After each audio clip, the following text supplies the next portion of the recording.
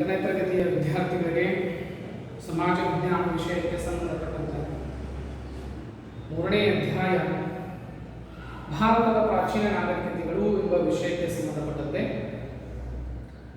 ಹೋದ ತರಗತಿಯಲ್ಲಿ ನಾವು ಯಾವ ರೀತಿಯಾಗಿ ಹರಪ್ಪ ನಾಗರಿಕತೆ ಅಂತ್ಯ ಆಯಿತು, ನಗರಗಳ ಅವನತಿ ಯಾವ ಥರ ಆಯಿತು,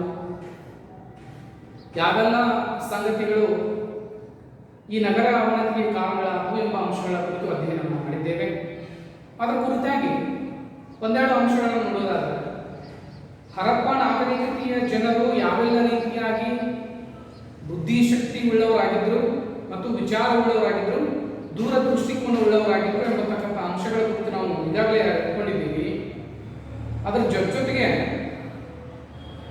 ಯಾವೆಲ್ಲ ರೀತಿಯಾಗಿ ಹರಪ್ಪ ನಾಗರಿಕತೆ ಅಂತ್ಯವನ್ನ ಕಂಡಿತು, ಅವರು ಕಟ್ಟಿದಂತಹ ಹಲವಾರು ನಗರಗಳು, ಕಟ್ಟಡಗಳು, ಒಳಚರಂಡಿಗಳು, ಆನಂತರ ಬರ್ತಕ್ಕಂಥದ್ದು ಈಜುಕೊಳ, ಈ ಎಲ್ಲಾ ಸಂಗತಿಗಳನ್ನ ನಾವು ನೋಡುವುದಾದರೆ, ಹಾಗಾದ್ರೆ ಹರಪ್ಪ ನಾಗರಿಕತೆಯ ಜನ ನಗರ ಯೋಜನೆಯನ್ನ ಅತಿ ಅದ್ಭುತವಾಗಿ ನಿರ್ಮಾಣ ಮಾಡಿಕೊಂಡಿದ್ರು. ಅಲ್ಲಿರ್ತಕ್ಕಂಥ ಜನಜೀವನ ಪದ್ಧತಿನೂ ಸಹ ಅಷ್ಟೇ ಪ್ರಾಮುಖ್ಯತೆಯನ್ನು ಪಡೆದದ್ದು ಅಂತಕ್ಕಂಥ ಅಂಶ ನೋಡಿದ್ದೇವೆ. ಪ್ರಮುಖವಾಗಿ ಸುಟ್ಟ ಇಟ್ಟಿಗೆಗಳ ಸಹಾಯದಿಂದ ಅವರು ಮನೆಯನ್ನ ಕಟ್ಕೊಂಡಿದ್ರು, ಸ್ನಾನಗೃಹದ ವ್ಯವಸ್ಥೆಯನ್ನು ಮಾಡಿಕೊಂಡಿದ್ರು, ಮೋರಿಯನ್ನ ಮಾಡಿಕೊಂಡು ಆ ನೀರು ಒಳಚರಂಡಿಗೆ ಸೇರಿ ಅಲ್ಲಿಂದ ಮುಂದೆ ಹೋಗಬೇಕಾಗಿತ್ತು. ಆ ಒಳಚರಂಡಿಯಲ್ಲಿ ಇರತಕ್ಕಂಥ ನೀರನ್ನ ಆಗಿಂದಾಗೆ ಶುದ್ಧಿಗೊಳಿಸ್ತಾ ಇದ್ರು. ಆನಂತರ ಅಲ್ಲಿ ಸಣ್ಣದಾಗಿರ್ತಕ್ಕಂಥ ರಂಧ್ರಗಳನ್ನ ಮಾಡ್ಕೊಂಡಿದ್ರು. ಯಾಕಪ್ಪ ಅಂತಂದ್ರೆ ಗಾಳಿ ಆ ಒಂದು ಚರಂಡಿಗೆ ಬರಬೇಕು ಅಂತ ತಿಳ್ಕೊಂಡು ಗಾಳಿ ವ್ಯವಸ್ಥೆಯನ್ನು ಸಹಿತ ಸಣ್ಣ ರಂಧ್ರಗಳ ಮೂಲಕವಾಗಿ ಅವರು ಮಾಡ್ಕೊಂಡಿದ್ರು. ಇಂತಹ ಹಲವಾರು ಅಂಶಗಳ ಕುರಿತು ನಾವು ಅರ್ಥಕೊಂಡಿವಿ. ಆದರೆ ಯಾವಾಗ ಹರಪ್ಪ ನಾಗರಿಕತೆಯ ಅಂತ್ಯ ಆಯಿತು ಅಂತಕ್ಕಂಥ ಅಂಶಗಳ ಕುರಿತು ಅಧ್ಯಯನ ಮಾಡ್ತಕ್ಕಂಥ ಸಂದರ್ಭದಾಗ ಅವರು ಕಟ್ಟಿಕೊಂಡಿದ್ದಂತಹ ಕಟ್ಟಡಗಳಾಗಲಿ, ಅವಶೇಷಗಳಾಗಲಿ, ಅಲ್ಲಿ ಹರಿತಕ್ಕಂಥ ನದಿ ವ್ಯವಸ್ಥೆ ಆಗಲಿ, ಪ್ರಾಕೃತಿಕವಾಗಿ ವಿಕೋಪ ಆಗಿರ್ತಕ್ಕಂಥ ಸಂದರ್ಭದೊಳಗ ಅಥವಾ ಅಲ್ಲಿರ್ತಕ್ಕಂಥ ಜನ ಅಲೆಮಾರಿ ಜೀವನ ಪದ್ಧತಿಯನ್ನು ಅವಲಂಬಿಸಿದ್ದಕ್ಕಾಗಿ ಅಥವಾ ಯಾವುದೋ ಕ್ರೂರ ಪ್ರಾಣಿ ಬಂದು ಆ ಸಂತತಿಯನ್ನು ನಾಶ ಮಾಡಿದ್ದಕ್ಕಾಗಲಿ, ಹೀಗೆ ಹಲವಾರು ಬಗೆಯಲ್ಲಿ ನಾವು ಇತಿಹಾಸಕಾರರು ಒಂದೊಂದು ಅಭಿಪ್ರಾಯವನ್ನು ಕೊಟ್ಟು ಹೋಗಿದ್ದಾರೆ. ಸುಮಾರು 4600 ವರ್ಷಗಳ ಹಿಂದೆ ಹಲವಾರು ಸಂಗತಿಗಳು ಏನಾಗ್ತಾವಪ್ಪ ಅನ್ನೋದು ಇತಿಹಾಸಕಾರರಲ್ಲಿ ಪ್ರಶ್ನೆಯನ್ನು ಉಂಟಾಗ್ತಾವ. ಯಾವ ರೀತಿಯಾಗಿ ಸಾಮ್ರಾಜ್ಯ, ಈ ಸಂತತಿ ಅಂತ್ಯ ಆಯಿತು ಅಂತಕ್ಕಂಥ ಅಂಶಗಳ ಕುರಿತು ನೋಡ್ಕೊಂಡು ಬಂದ್ರೆ, ನಗರಗಳ ಅವನತಿ ಆಗಿದ್ದು ಏನು, ಇಲ್ಲಿರ್ತಕ್ಕಂಥ ರಸ್ತೆಗಳಾಗಲಿ, ವ್ಯವಸ್ಥೆಗಳಾಗಲಿ ಹಿಂದೆ ಇದ್ದಂಗ ಉಳಿಯಾಗಲಿಲ್ಲ. ಯಾವ ರೀತಿಯಾಗಿ ಪ್ರಕೃತಿ ವಿಕೋಪ ಆಗಿರ್ತಕ್ಕಂಥ ಸಂದರ್ಭದೊಳಗ, ಆಮೇಲೆ ಯಾವುದೋ ಒಂದು ಅವರು ಅವಲಂಬಿಸಿರ್ತಕ್ಕಂಥ ನದಿ ವ್ಯವಸ್ಥೆ ಅದು ಹರಿತಕ್ಕಂಥ ದಿಕ್ಕನ್ನ ಬದಲಾಯಿಸ್ಕೊಂಡು ಹರಿತಕ್ಕಂಥ ಪ್ರಸಂಗದೊಳಗ ಆ ನದಿ ನೀರು ಬೇರೆ ಕಡೆ ಹರಿಕೋತ ಬಂತು. ಹೀಗಾಗಿ ಅವರಿಗೆ ಕುಡಿಯಾಕ ಮತ್ತು ಬಳಸಾಕ ನೀರು ಸಿಗ್ಲಿಲ್ಲ ಅಂತಕ್ಕಂಥ ಉದ್ದೇಶದೊಳಗ ಅವರು ಅಲ್ಲಿ ನೀರಿಲ್ಲ ಅಂತ ತಿಳ್ಕೊಂಡು ನೀರಿನ ಅವಲಂಬನೆ ಎಲ್ಲಿರ್ತಲ್ಲ ಅಲ್ಲಿ ಅಲೆಮಾರಿಯಾಗಿ ಹೋದ್ರು. ಹೀಗಾಗಿ ಅಲ್ಲಿರ್ತಕ್ಕಂಥ ಪ್ರದೇಶದಲ್ಲಿ ಇರ್ತಕ್ಕಂಥ ಜನ ವ್ಯವಸ್ಥೆ ಅಲೆಮಾರಿ ಪದ್ಧತಿಯನ್ನ ಅವಲಂಬಿಸಿ ಅಲ್ಲಿಂದ ಸ್ಥಳಾಂತರ ಆದವು. ಹೀಗಾಗಿ ಆ ಸಂಗತಿ ನಾಶ ಆಯಿತಕ್ಕಂಥ ಅಂಶಗಳನ್ನು ನೋಡಿದ್ವಿ. ಅದೇ ರೀತಿಯಾಗಿ ಕ್ರೂರ ಪ್ರಾಣಿಗಳ ಆಹುತಿಯಾಗಿ ಕ್ರೂರ ಪ್ರಾಣಿಗಳು ಬಂದಿದ್ದರಿಂದ ಅಲ್ಲಿ ಜನ ಏನಾಗಿತ್ತಪ್ಪ ಅಂತಂದ್ರೆ ನಾಶ ಆಗಿತ್ತು ನೋಡಿದ್ದೀವಿ.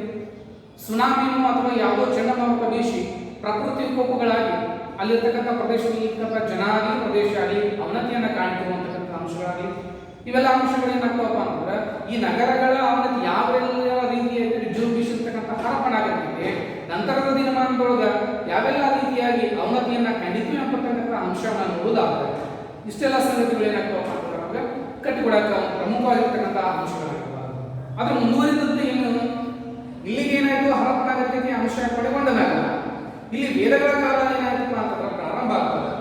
ಯಾವ ರೀತಿ ವೇದಗಳ ಕಾಲ ಆರಂಭ ಆಗಿತ್ತು, ಯಾವೆಲ್ಲ ವೇದಗಳು, ಈ ವೇದಗಳನ್ನ ರಚಿಸಿದವರು ಯಾರು, ಈ ವೇದಗಳ ಕಾಲಮಾನ ಏನು, ಈ ವೇದಗಳನ್ನು ಏನೇನು ಹೇಳ್ಕೊಡ್ತಾವ, ಯಾವೆಲ್ಲ ವೇದಗಳನ್ನ ಇವು ಒಳಗೊಂಡವ ಎಂಬಂತಹ ಅಂಶಗಳು ಏನಾಗ್ಯಾವಪ್ಪ ಅಂತ ನಮಗೆ ಇನ್ನು ಮುಂದೆ ಬರ್ತಾವ. ಹಾಗಾದ್ರೆ ವೇದಗಳು ಈ ವೇದಗಳನ್ನು ರಚಿಸಿದವರು ಯಾರು? ಆರ್ಯರು. ಹಾಗಾದ್ರೆ ಯಾರು ಆರ್ಯರು? ಎಲ್ಲಿಂದ ಬಂದರು ಆರ್ಯರು? ಇವರು ಯಾವುದೋ ದೇಶದಿಂದ ವಲಸೆ ಮಾಡಿಕೊಂಡು ಅಲೆಮಾರಿ ಜೀವನವನ್ನು ಮಾಡಿಕೊಂಡು ಯಾವುದೇ ಪ್ರದೇಶಕ್ಕೆ ಬಂದು ನಿಂತು ಅವರು ಮೌಖಿಕವಾಗಿ ಹಲವಾರು ಬಾರಿ ಏನ್ ಮಾಡ್ಯಾರ ಅಂದ್ರೆ ಅಂಶಗಳ ಕುರಿತು ವಿಚಾರವನ್ನು ವ್ಯಕ್ತಪಡಿಸ್ಯಾರ. ಅವು ನಂತರದ ದಿನಮಾನಗಳು ಏನಾಗ್ಯಾವ ಉಲ್ಲೇಖಕ್ಕೆ ಸಿಕ್ಕಾವ, ಬರವಣಿಗೆ ರೂಪಗಳು ಬರ್ದಾರ. ಹೀಗಾಗಿ ಅವಕ್ಕೆಲ್ಲವೂ ನಾವು ವೇದಗಳು ಅಂತ ತಿಳ್ಕೊಂಡು ಕರಿತೀವಿ. ವೇದಗಳನ್ನ ಮೊಟ್ಟ ಮೊದಲು ಹೊರಡಿಸಿದವರು ಯಾರಪ್ಪ ಅಂದ್ರೆ ಆರ್ಯರು. ಇವರು ಆರ್ಯರು ಎಲ್ಲಿಂದ ಬಂದರು?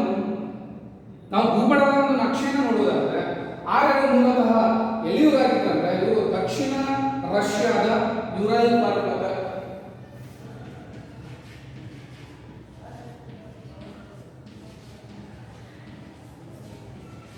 ದಕ್ಷಿಣ ರಷ್ಯಾದ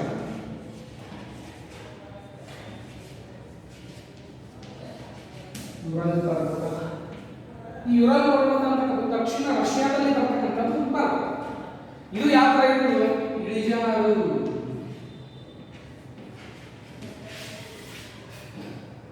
ದಕ್ಷಿಣ ರಷ್ಯಾದ ಯುರಲ್ ಪರ್ವತ ಇಳಿಜಾರು ಪ್ರದೇಶದಲ್ಲಿರ್ತಕ್ಕಂಥ ಒಬ್ರು ಹಲವಾರು ಜನ ಆದಿವಾಸಿಗಳಿರಲಿ ಜನರಿರಲಿ ಅವ್ರು ಏನ್ ಮಾಡ್ತಿದ್ದಾರೆ, ದಕ್ಷಿಣ ರಷ್ಯಾದ ಯುರಲ್ ಪರ್ವತದ ಇಳಿಜಾರು ಪ್ರದೇಶಗಳು ಅವರು ಕೆಲವೊಂದಷ್ಟು ಜನ ವಾಸ ಆಗಿದ್ರು. ಅವ್ರು ಯಾರಪ್ಪ ಅಂತಂದ್ರೆ ಯುರಲ್ ಪರ್ವತದ ಇಳಿಜಾರು ಪ್ರದೇಶದಲ್ಲಿ ಆದಿ ಇಂಡೋ ಯುರೋಪಿಯನ್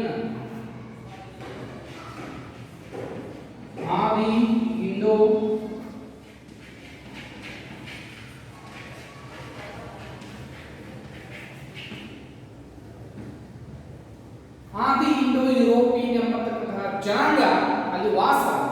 ಎಲ್ಲಿ?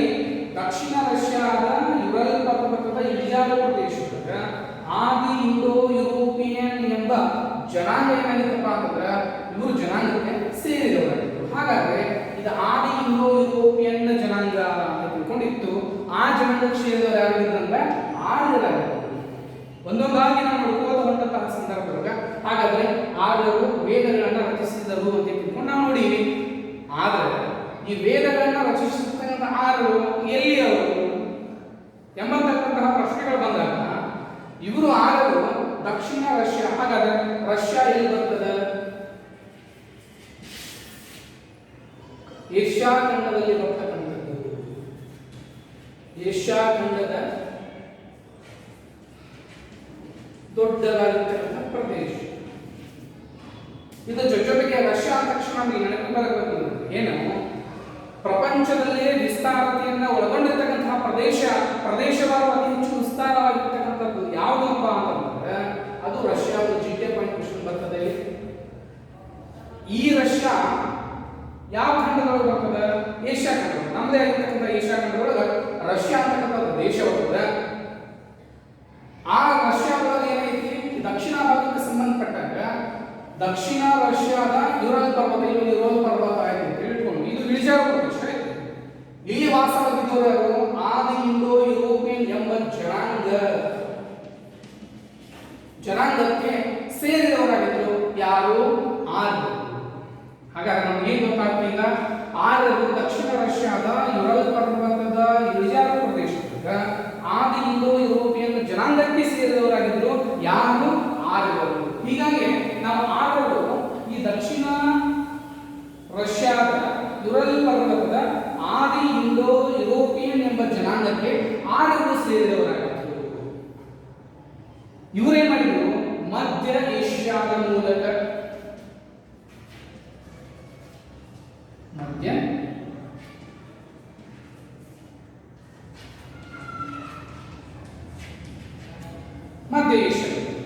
ಏಷ್ಯಾ ಖಂಡದೊಳಗೆ ಬರ್ತದ ರಷ್ಯಾ ಅಂತ ತಿಳ್ಕೊಂಡು ನಮ್ಗೆ ಆಗಲೇ ಹೇಳಿ. ಆ ರಷ್ಯಾದ ದಕ್ಷಿಣ ಭಾಗದಿಂದ ಇವರು ಏನ್ ಮಾಡಿದ್ರು ಅಂದ್ರೆ ಪಲಾಯನ ಮಾಡಿದ್ರು, ವಲಸೆ ಪ್ರಾರಂಭ ಮಾಡಿದ್ರು. ಎಲ್ಲಿ? ಮಧ್ಯ ಏಷ್ಯಾದ ಮೂಲಕ ಇರಾನ್ ಪ್ರಸ್ಥಭೂಮಿಗೆ ಬಂದರು.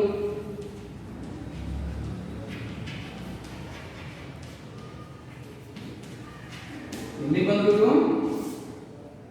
ದಕ್ಷಿಣ ಯುರಲ್ ಪರ್ವತದಿಂದ ಹಿಡ್ಕೊಂಡು ಮಧ್ಯ ಏಷ್ಯಾದ ಮೂಲಕ ಹಾಕಿಕೊಂಡು ಎಲ್ಲಿ ಬಂದಪ್ಪ ಅಂದ್ರೆ ಇರಾನ್ ಪ್ರಸ್ಥಭೂಮಿಗೆ ಬಂದ್ರು. ಯಾರು ಬಂದ್ರು? ಆರ್ಯರು ಎಂಬತಕ್ಕಂತಹ ಜನಾಂಗ ಬಂತು. ಇದು ಯಾವ ಜನಾಂಗಕ್ಕೆ ಯಾರಿಗೆ ಸಂಬಂಧಪಟ್ಟಿರುವುದಂದ್ರೆ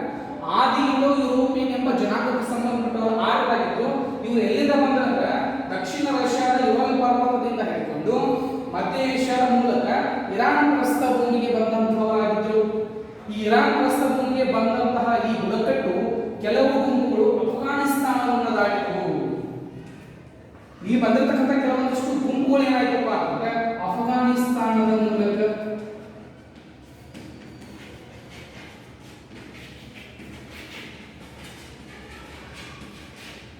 ಇಲ್ಲಿಂದ ಏನಾಯ್ತಪ್ಪ ಅಂತಂದ್ರೆ ಡಿವೈಡ್ ಆಗ್ತಾ ಬರಾಕತ್ತ.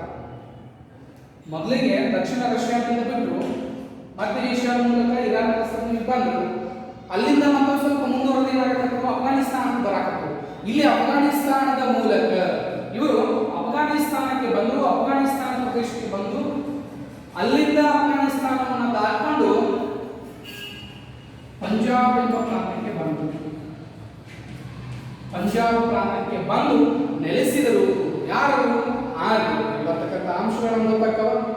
ಹೀಗಾಗಿ ಆದಿ ಇಂಡೋ ಯುರೋಪಿಯನ್ ಜನಾಂಗಕ್ಕೆ ಸೇರಿದವರಾಗಿರ್ತಕ್ಕಂತಹ ಆರ್ಯರು ಮಧ್ಯ ಏಷ್ಯಾದ ಮೂಲಕ ದಕ್ಷಿಣ ರಷ್ಯಾದಿಂದ ಪ್ರಯಾಣವನ್ನು ಪ್ರಾರಂಭಿಸಿ ಮಧ್ಯ ಏಷ್ಯಾದ ಮೂಲಕ ಬಂದು ಇರಾನ್ ಪ್ರಸ್ಥಭೂಮಿಯನ್ನು ತಲುಪಿದರು. ಅಲ್ಲಿಂದ ಮುಂದುವರೆದು ಅಫ್ಘಾನಿಸ್ತಾನದ ಮೂಲಕವಾಗಿ ಪಂಜಾಬಕ್ಕೆ ಬಂದು ಸೇರಿದವರಾಗಿದ್ದರು. ಯಾರಪ್ಪ ಅಂತಂದ್ರೆ ಆರ್ಯರು. ಹಾಗಾದ್ರೆ ಮುಂದೆ ಏನಾಯಿತು? ಇಲ್ಲಿ ಬಂದ ಈ ಇರಾನ್ ಪ್ರಸ್ಥಭೂಮಿ ಕೆಲವೊಂದಷ್ಟು ಗುಂಪುಗಳು ಬಂದು ಇದನ್ನ ದಾಟಿ ಪಂಜಾಬ್ ಪ್ರದೇಶಕ್ಕೆ ವಲಸೆ ಬಂದವರು ಅಂತ ತಿಳ್ಕೊಂಡ ನಮಗ ಒಂದು ಸಂಗತಿಯ ಮೂಲಕ ಗೊತ್ತಾಗ್ತದ. ಅದು ಏನಪ್ಪಾ ಅಂತಂದ್ರೆ ಭಾರತೀಯ ವಿದ್ಯಾಭವನ.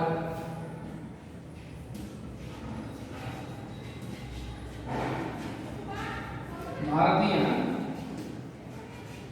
ವಿದ್ಯಾಭವನ ಪಡಿಸಿರ್ತಕ್ಕಂತಹ ಭಾರತೀಯ ವಿದ್ಯಾಭವನ ಪ್ರಕಟಿಸಿರ್ತಕ್ಕಂತಹ the history and culture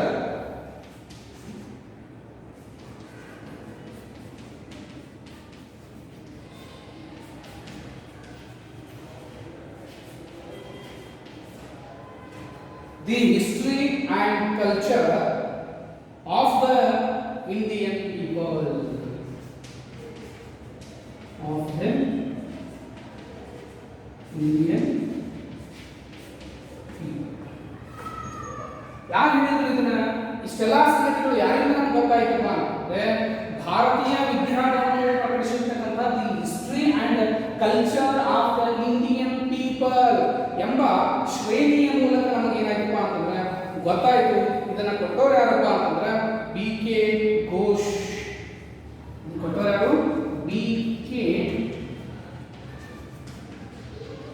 Ghosh ಎಂಬತಕ್ಕಂತಹ ವ್ಯಕ್ತಿ ಏನ್ ಮಾಡ್ತಾರಪ್ಪ ಅಂತಂದ್ರೆ ಇದರ ಕುರಿತಾಗಿ ಮಾಹಿತಿಯನ್ನ ಕೊಟ್ಟವರು. ಯಾವುದರ ಕುರಿತಾಗಿ ಮಾಹಿತಿಯನ್ನು ಕೊಟ್ಟವರು?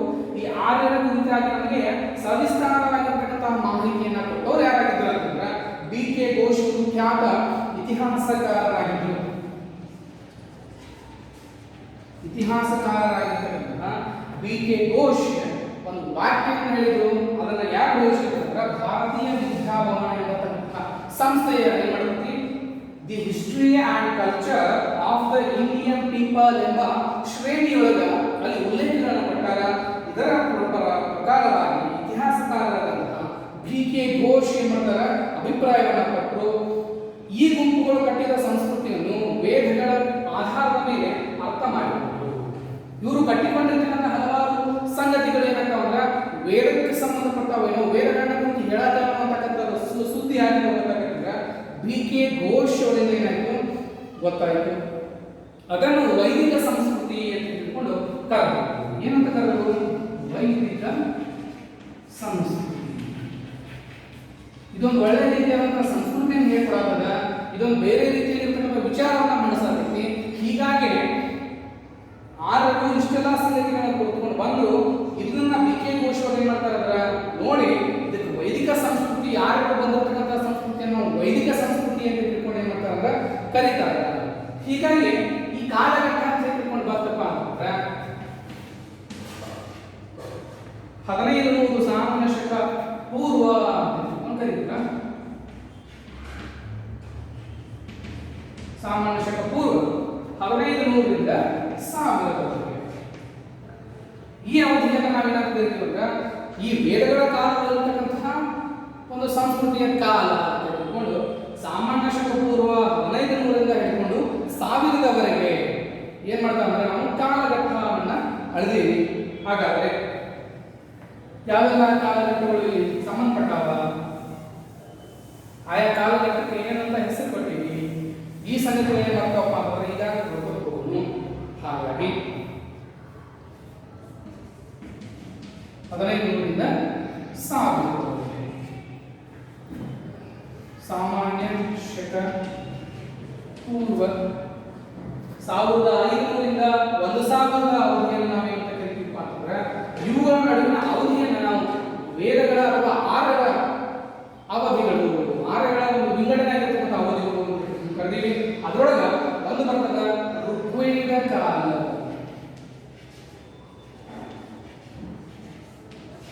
ಅಥವಾ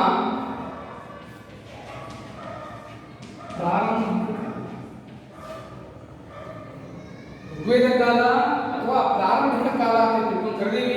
ಅದರ ಕಾಲಾವಧಿ ಎಷ್ಟಂದ್ರೆ 1500ರಿಂದ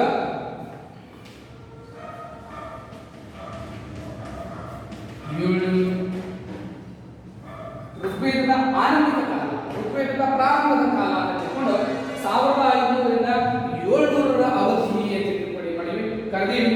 ಇನ್ನು ಎರಡನೇ ಬರ್ತಕ್ಕಂಥದ್ದು ಏನಪ್ಪಾ ಅಂತಂದ್ರೆ ನಂತರದ ವೈದಿಕ ಕಾಲ.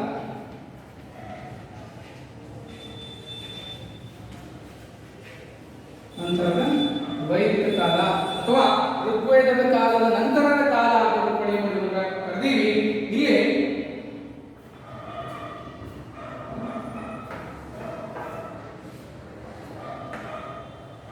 1500 ಹಿಡಿದು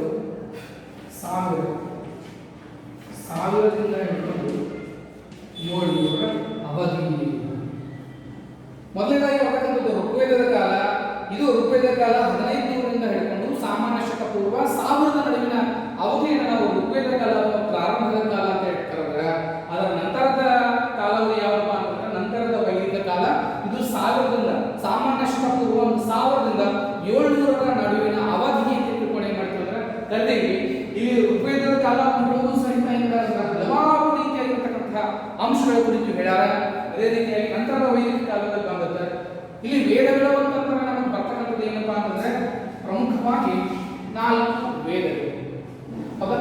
ಯಾವ 4 ವೇದಗಳು? ಒಂದು ಋಗ್ವೇದ,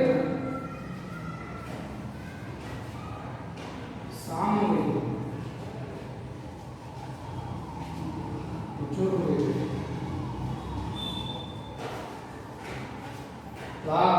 ಕೊನೆಯದಾಗಿ ಬರೋದು ಅಥರ್ವವೇದ.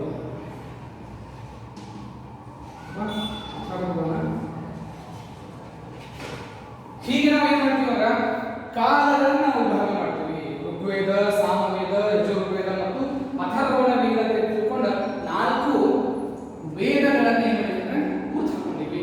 ಈ ವೇದಗಳ ಮೂಲಕವಾಗಿ ಯಾರು ಏನನ್ನ ಹೇಳಾಕ ಹೊರಟಾರ, ಯಾರು ಆರು ಎಲ್ಲಿಂದ ಬಂದ ಅನ್ನತಕ್ಕಂಥ ವಿಷಯ ನಮಗೆ ಈಗಾಗಲೇ ಗೊತ್ತಾಯ್ತು. ಹೀಗಾಗಿ ಏನಾಯ್ತಪ್ಪ ಅಂದ್ರೆ ಋಗ್ವೇದದ ಕಾಲಾವಧಿ ಅಥವಾ 600 ವರ್ಷಕ್ಕಂತ ಕಾಲಾವಧಿಯನ್ನು ನಾವು ಸಾಮಾನ್ಯ ಶಕ ಪೂರ್ವ 1500 ಹಿಡ್ಕೊಂಡು 1000 ನಡುವಿನ ಅವಧಿ ಮಾಡಿದ್ರೆ ಕರೆದೀವಿ. ಹೀಗಾಗಿ ಇದು ಋಗ್ವೇದದ ಕಾಲಾವಧಿ ಅಂದ್ರೆ ನಂತರದ ವೈದಿಕ ಕಾಲ ಏನಾಯ್ತು 1000ರಿಂದ ಹಿಡ್ಕೊಂಡು 700ರ ಅವಧಿ ಏನ್ ಮಾಡ್ತೀವಿ ಕರಿತೀವಿ. ಒಟ್ಟಾರೆಯಾಗಿ ಹೇಳುವುದಾದ್ರೆ ವೇದಗಳು ತಕ್ಷಣ ಏನಾಗ್ತದೆ ಹಲವಾರು ರೀತಿಯಾಗಿರ್ತಕ್ಕಂಥ ಕಟ್ಟುಪಾಡುಗಳನ್ನು ಕಟ್ಟುಕೊಡ್ತವ. ಪ್ರಾರಂಭದಲ್ಲಿ ಇವು ಏನಾಗ್ಯಾವ ಮೌಖಿಕವಾಗಿ ಬೆಳಗುತ್ತಾ ಬಂತು. ಮೌಖಿಕವಾಗಿ ಅಂತಂದ್ರೆ ಒಬ್ಬರು ಬಾಯಿಂದ ಇನ್ನೊಬ್ಬರ ಬಾಯಿಗೆ ಏನಾಯ್ತಂದ್ರೆ ವಿಷಯಗಳು ಹರಿದಾಡಕ್ಕೆ ಚಲೋ, ವಿಷಯಗಳು ಒಬ್ಬರಿಂದ ಹೋಯ್ತು. ಹೀಗಾಗಿ ನಾವು ಏನಾಗ್ತದೆ ಅಂದ್ರೆ ಮೌಖಿಕ ಅಂತ ತಿಳ್ಕೊಂಡ್ತೀವಿ. ಆ ಮೌಖಿಕದಲ್ಲಿರ್ತಕ್ಕಂತಹ ಹಲವಾರು ಮಾತುಗಳು ಮುಂದೆ ಏನಾಯ್ತು ಬರ್ಬರ್ತಾ ಬರಹ ರೂಪಕ್ಕೆ ಬರಾಕಿರ್ತವೆ. ಹೀಗಾಗಿ ನಾವು ಅದಕ್ಕೆ ಏನಂತ ಕರಿಬಹುದು ಅಂದ್ರೆ ಋಗ್ವೇದದ ಕಾಲ ಅಥವಾ ಉತ್ತರದ ವೇದ ಕಾಲ, ಪ್ರಾರಂಭದ ಕಾಲ, ಅದರ ನಂತರದಲ್ಲಿ ಬಂದಿರತಕ್ಕಂತಹ ಕಾಲಗಳು. ಒಟ್ಟಾರೆಯಾಗಿ ಋಗ್ವೇದ, ಸಾಮವೇದ, ಯಜುರ್ವೇದ ಮತ್ತು ಅಥರ್ವಣ ವೇದ ಅಂತ ತಿಳ್ಕೊಂಡು 4 ವೇದಗಳನ್ನ ಮಾಡ್ಕೊಂಡಿವಿ. ಪ್ರಮುಖವಾಗಿ 4 ವೇದಗಳು ಹೇಳಕ್ ಹೊರಟಿದ್ದಾದ್ರು ಏನೇನು ಪ್ರಕೃತಿ ಆರಾಧನೆಯನ್ನು ಕಲಿಸ್ಕೊಳ್ತದೆ. ಪ್ರಕೃತಿ ಆರಾಧನೆ, ಮಾಟ ಮಂತ್ರ ಯುದ್ಧ, ಮಾಟ ಮಂತ್ರ ಒಂದು ಪ್ರಕೃತಿ ಆರಾಧನೆ, ಮಾಟ ಮಂತ್ರ, ಆನಂತರ ಧಾರ್ಮಿಕ ಆಚರಣೆಗಳು,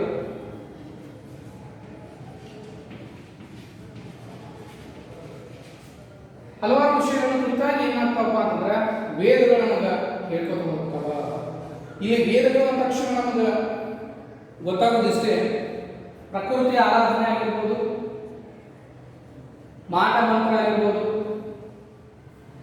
ಧಾರ್ಮಿಕ ಆಚರಣೆಗಳಾಗಿರ್ಬೋದು, ಯಜ್ಞ ಯಾಗಾದಿಗಳಾಗಿರ್ಬೋದು, ಇವುಗಳನ್ನೆಲ್ಲ ಕುರಿತು ಏನಾಗ್ತದೆ ಅಂದ್ರೆ ಮಾಹಿತಿಯನ್ನು ಕೊಡುವ ವೇದಗಳು ಅಂತ ನಾವು ಏನ್ ಮಾಡ್ತೀವಿ ಅಂದ್ರೆ ಕರಿತೀವಿ.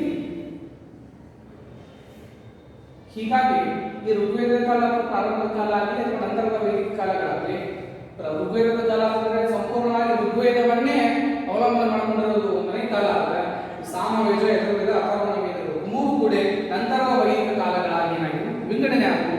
ಹಾಗಾದ್ರೆ ವೇದಗಳು ಮೊದಲನೇ ಬರ್ತಕ್ಕಂಥ ಋಗ್ವೇದ. ಋಗ್ವೇದ ಅಂತಂದ್ರೆ ಯಾವುದು? ಋಗ್ವೇದದಲ್ಲಿ ಬರ್ತಕ್ಕಂಥ ಪ್ರಮುಖವಾಗಿ ಏನೆಲ್ಲ ಅಂಶಗಳನ್ನು ಒಳಗೊಂಡದ ಇಂತಹ ಸಂಗತಿಗಳನ್ನ ನಾವು ಮುಂದಿನ ಕ್ಲಾಸ್ ನೋಡೋಣ. ಒಟ್ಟಾರೆ ನಾವು ಈಗ ತಿಳ್ಕೊಳ್ಳೋದ್ರಿಂದ ಈ ವೇದಗಳು ಅಂತಂದ್ರೆ ಏನೇನೆಲ್ಲ ಸಂಗತಿಯನ್ನು ಒಳಗೊಂಡವ ಮತ್ತು ವೇದಗಳನ್ನ ರಚಿಸಿದವರು ಯಾರು? ಈ ವೇದಗಳನ್ನ ರಚಿಸಿರ್ತಕ್ಕಂಥ 6 ಮಧ್ಯ ಏಷ್ಯಾ ಬಂದು ದಕ್ಷಿಣದ ಯುರೋಪ್ ಪರ್ವತ, ರಷ್ಯಾದ ದಕ್ಷಿಣದ ಯುರೋಪ್ ಪರ್ವತದಿಂದ ಹೊರಟು ಮಧ್ಯ ಏಷ್ಯಾದ ಮೂಲಕವಾಗಿ ಇರಾನ್ಗೆ ಬಂದರು.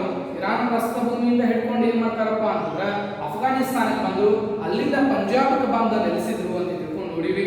ಅಲ್ಲಿರ್ತಕ್ಕಂಥವ್ರು ಏನಾದ್ರು 6 ಮೂಲತಃ ಏನಾಗಿತ್ತು ಸಾಹಿತ್ಯ ಯಾವ ರೀತಿ ಇತ್ತು? ಬರೀ ಮೌಖಿಕವಾಗಿ ಬಾಯಿ ಮಾತಿನ ಮೂಲಕವಾಗಿ ನಡೆದಿರ್ತಕ್ಕಂಥದ್ದು.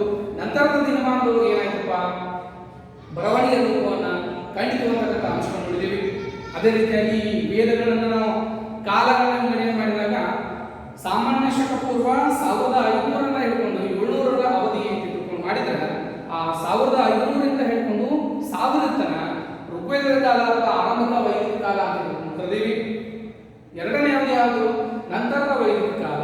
ಋಗ್ವೇದದ ನಂತರ ಬಂದಿರತಕ್ಕಂಥ ಕಾಲ ಅದನ್ನ 1000ರಿಂದ ಹಿಡ್ಕೊಂಡು ಸಾಮಾನ್ಯ ಶಕ ಪೂರ್ವ 700ರವರೆಗೆ ನೋಡಿವಿ.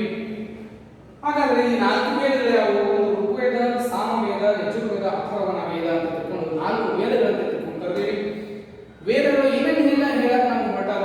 ಪ್ರಕೃತಿ ಆರಾಧನೆ ಆಗಿರ್ಬೋದು, ಮಾಟ ಮಂತ್ರ ಆಗಿರ್ಬೋದು, ಧಾರ್ಮಿಕ ಆಚರಣೆ, ಯಜ್ಞ ಯಾಗಾದಿಗಳ ಅಂಶಗಳ ಕುರಿತಾಗಿ ನಮ್ಗೆ ಮಾಹಿತಿಯನ್ನು ಕೊಡ್ತಾವ ಅಂತ ಅಂಶಗಳನ್ನು ನೋಡಿವಿ. ಇಲ್ಲಿ ಬರ್ತಕ್ಕಂಥದ್ದು ಸಂಹಿತೆಗಳು ಬರ್ತಾವ, ಅರಣ್ಯಕಗಳು ಬರ್ತಾವ, ಅದೇ ರೀತಿಯಾಗಿ ಬಂದಿರತಕ್ಕಂಥದ್ದು ಬ್ರಾಹ್ಮಣಕಗಳು ಬರ್ತಾವ. ಅವುಗಳನ್ನ ಕುರಿತು ಏನ್ ಮಾಡೋಣಪ್ಪ ಅಂತಂದ್ರೆ ನೆಕ್ಸ್ಟ್ ಕ್ಲಾಸ್ ನೋಡ್ಕೋತ ಹೋಗೋಣ. ಒಂದೊಂದಾಗಿ ವೇದಗಳನ್ನ ನಾವು ಏನ್ ಮಾಡ್ಬೇಕಂದ್ರೆ ಅಧ್ಯಯನವನ್ನು ಮಾಡಬೇಕಾಗುತ್ತೆ. ಹೀಗಾಗಿ ಈ ಮುಂತಾದ ಅಂಶಗಳ ಕುರಿತು ನಾವು ನೆಕ್ಸ್ಟ್ ಕ್ಲಾಸ್ ನೋಡೋಣ ಅಂತ ತಿಳ್ಕೊಂಡು ಹೇಳಿ ಇಲ್ಲಿಗೆ ನಾನು ಕ್ಲಾಸನ್ನ ಸ್ಟಾಪ್ ಮಾಡ್ತೀನಿ. Thank you.